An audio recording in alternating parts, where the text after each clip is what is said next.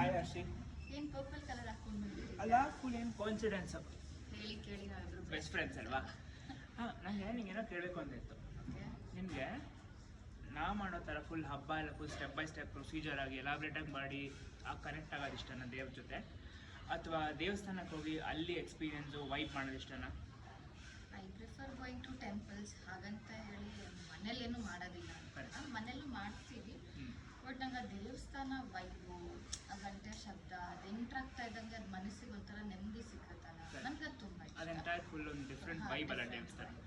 So ಅದು ನೀನು ನೋಡಿದಲ್ಲ, ನಮ್ಮ ಮನೇಲಿ ಫುಲ್ ಎಲ್ಲ ಸ್ಟೆಪ್ ಬೈ ಸ್ಟೆಪ್ ಪದ್ಧತಿ ಸಂಪ್ರದಾಯ ಫುಲ್ ಫಾಲೋ ಮಾಡಿ TDS ಪ್ರೊಸೀಜರಾಗಿ ಎಷ್ಟು ಚೆನ್ನಾಗಿ ಹಬ್ಬ ಮಾಡ್ತೀವಿ. ಆದರೆ ನನ್ನ ಪ್ರಕಾರ ಏನು ಗೊತ್ತಾ, these are all different paths that leads us to the same destination ಅಲ್ವಾ? ಸೊ ಹಾಗಿದ್ರೆ ನೀನು ಮನೆಯಲ್ಲಿ ಆಚರಣೆ ಮಾಡೋ ಪದ್ಧತಿಗಳನ್ನು ನೀನು ಹೇಳ್ಕೊಂಡು ನಾನು ನಿಂದೆ ದೇವಸ್ಥಾನಗಳನ್ನು ಸುತ್ತಾಡ್ತೀನಿ. ಪರ್ಫೆಕ್ಟ್. ಅದು ಹೆಂಗಾಯ್ತಂದ್ರೆ ದಾರಿ ದೇವರಿಗೆ, ಹೃದಯ ಭಕ್ತಿಗೆ. Correct, perfect.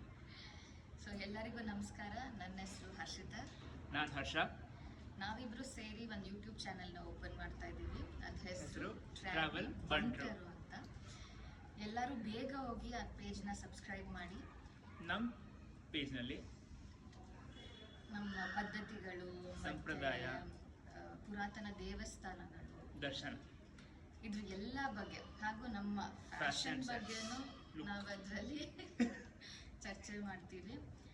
So let's explore, experience and celebrate our roots together and culture together. Thank you. ಸಕಲಾಗಿ ಬಂತು.